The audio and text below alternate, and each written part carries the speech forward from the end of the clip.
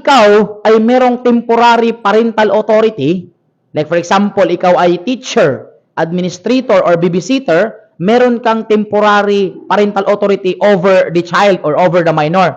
Now, ang tawag dyan is in loco parentes. Okay? Now, ang tanong ko naman sa inyo is, kung ang in loco parentes, may temporary may temporary parental authority, in loco parentes yon.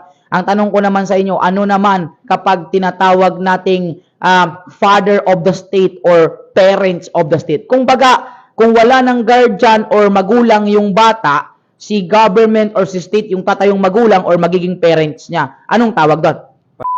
Ito tayo ngayon sa ating random criminology quiz, which is kasama natin yung ating mga future criminologists pa din. At yung gagawin natin is magtatanong tayo ng mga terms related sa criminology. At may konti silang price, maliit lang, pero ang nakaganda dito is may matutunan tayo at makashare tayo ng mga knowledge sa criminology. Pero bago yan, Tol, pakilala muna. Ako po, Sir Nathaniel Rasteca from NBC, sir. Ako si Rajel Mark Gregorio from NBC. Yun. And syempre, ito yung unang tanong natin, Tol. Okay?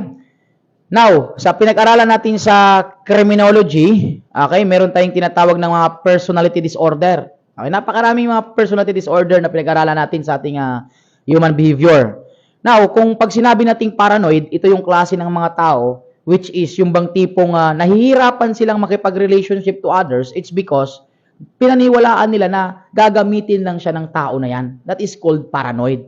Okay? Now, ang tanong ko naman sa inyo, ano naman ang tawag sa personality disorder na kung saan ang isang tao they think or they believe na meron silang supernatural power. Na iniisip niya meron siyang sixth sense na kung saan iniisip niya na kaya niyang basahin yung isipan or iniisip ng iba. Kumbaga, ito yung klase ng mga disorder na meron ng tao na they think they can read the mind of others. Anong tawag sa personality disorder na yun, Tol? Schizotypal. Schizotypal, sir. Okay, that is the correct answer. That is schizotypal. Okay, tandaan lang po natin na kapag ang isang tao pinaniwalaan niyang kanyang sarili ay meron siyang kapangyarihan or kaya niyang basahin yung iniisip ng iba, ang sagot po natin dyan is that is schizotypal. Okay, the correct answer is schizotypal. So dahil dito meron kayong 20 pesos, yun, hatiin niyo lang mamaya yan. Okay, and syempre, ito yung pangalawang tanong natin, Tol, sa halagang 50 pesos. Okay, now, kapag ikaw ay merong temporary parental authority, like for example, ikaw ay teacher, administrator, or babysitter, meron kang temporary parental authority over the child or over the minor. Now, ang tawag dyan is in loco parentes. Okay? Now, ang tanong ko naman sa inyo is, kung ang in loco parentes, may temporary may temporary parental authority, in loco parentes yon.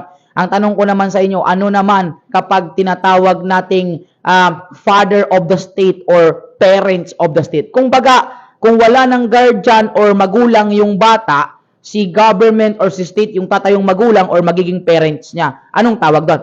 Parents patria, sir. Parents of state. Yan, compacted that is called parents patria. Okay? Tandaan lang po natin, in loco parentis, may temporary parental authority po yung tao over sa child.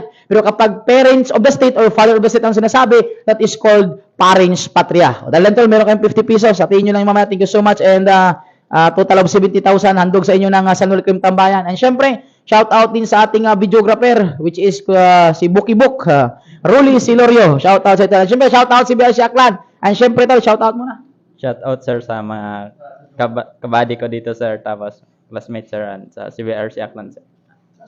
Siyempre, unang-una is shout out sa aking family, especially sa dito sa Review Center CBRC.